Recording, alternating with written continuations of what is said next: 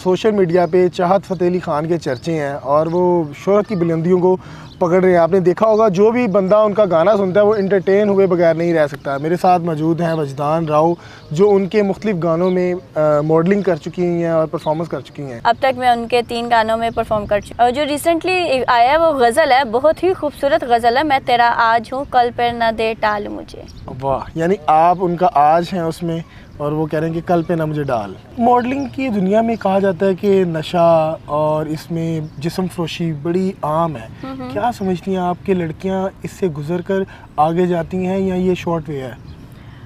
जिन्होंने बहुत जल्दी आगे जाना होता है या तो ये काम करती हैं।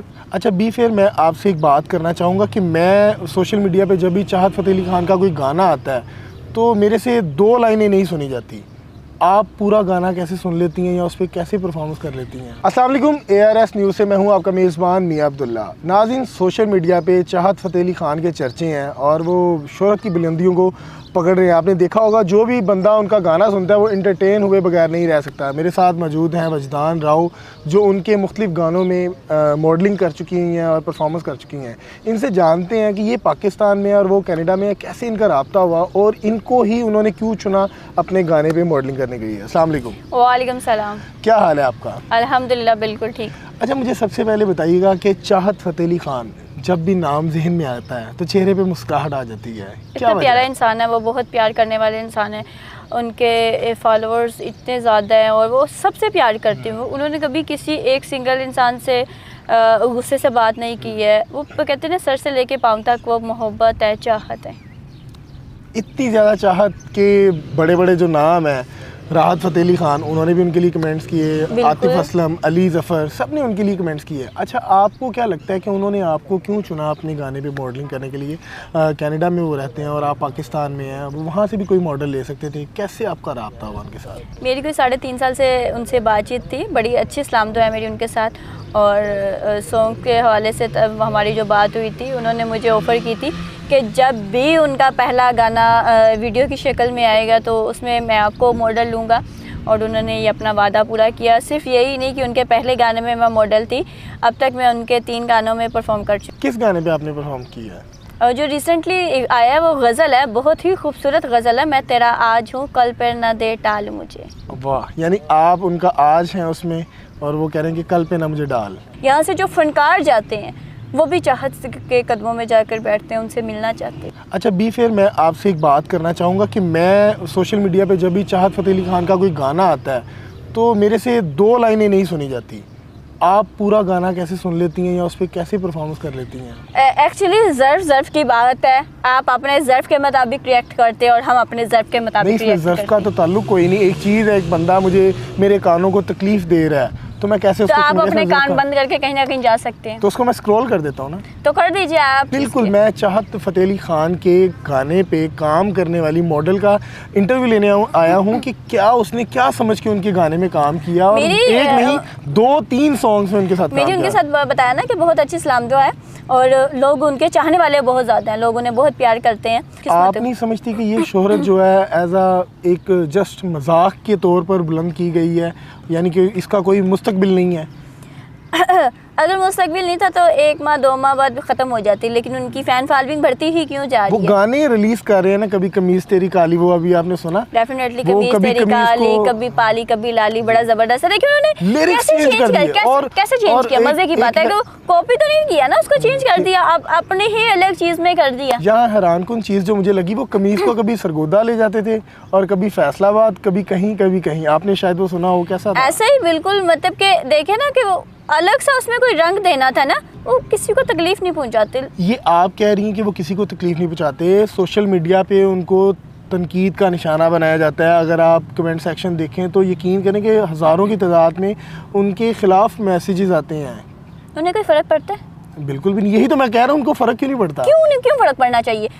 उनमें से कोई एक इंसान जो उनके खिलाफ कमेंट करता है, क्या वो उनके घर में राशन देने जाते? क्या आप इस वजह से तो नहीं उनको उनकी साइड ले रही कि आप उनके गाने पे मॉडलिंग करती हैं, आपको अच्छा मुआवजा मिलता है? ऐसी बात नहीं है। अगर आपके बारे में कोई बात करेगा तो भी मैं उन्हें कहूँगी कि आप इनके घर में राशन देते हैं कि जो इनके बारे में इस तरह बात करें। कितना मुआवजा मिला आपको उनके एक गाने में मॉडलिंग सॉरी, करने नो का? कमेंट्स। अच्छा मुझे बताइएगा वजदान साहिबा, आप बोल्ड शूट भी करती हैं और आपके वो शूट वायरल भी होते हैं और उस पर तनकीद का निशाना भी बनाया जाता है आपको।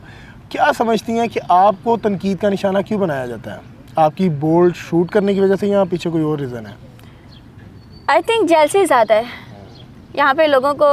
जितने कामयाब लोग होते हैं वो कभी भी आप ये उंगली नहीं उठाएंगे। ये काम सिर्फ वेले निकम्मे और जो होते हैं ना नाकाम लोग हैं वो आप ये उंगली उठाएंगे कि ये है वो है ये वो। अच्छा, आपने जो शूट्स कराए हैं जिसमें आपने शॉर्ट शर्ट पहनी है और जीन्स पहनी है, आप समझती हैं कि वो बिल्कुल ठीक है, आप मुतमिन हैं उनसे?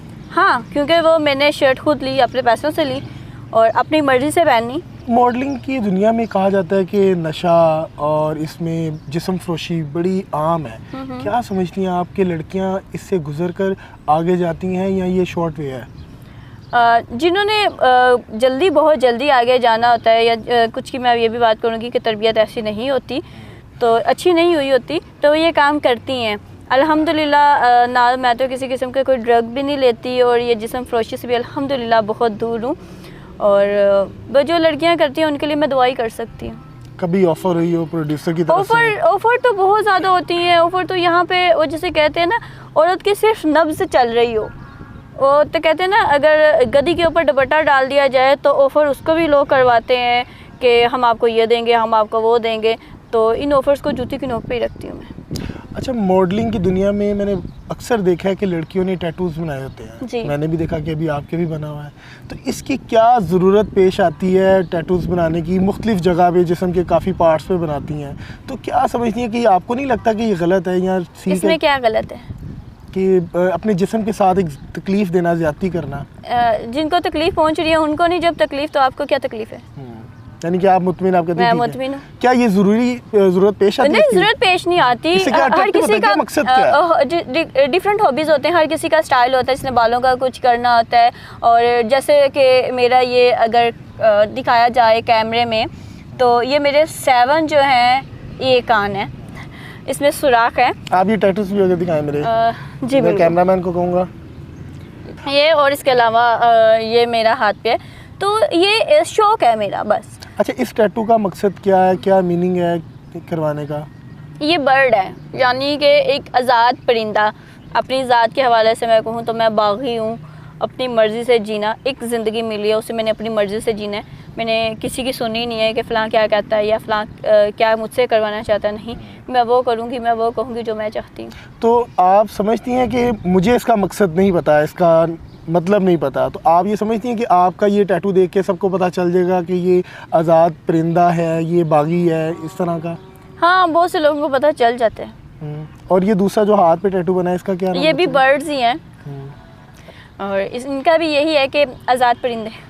लास्ट में हमारी नौजवान नस्ल जो मॉडलिंग की तरफ आना चाहती है, जिनका शौक़ है कि मैं मॉडलिंग करूं, स्क्रीन पे नज़र आऊं, उनको क्या पैगाम देंगी? मैं यही पैगाम देना चाहूँगी, जो आपका दिल कहता है, जो जिसे आपका ज़मीर मुतमिन है, वो काम ज़रूर करें।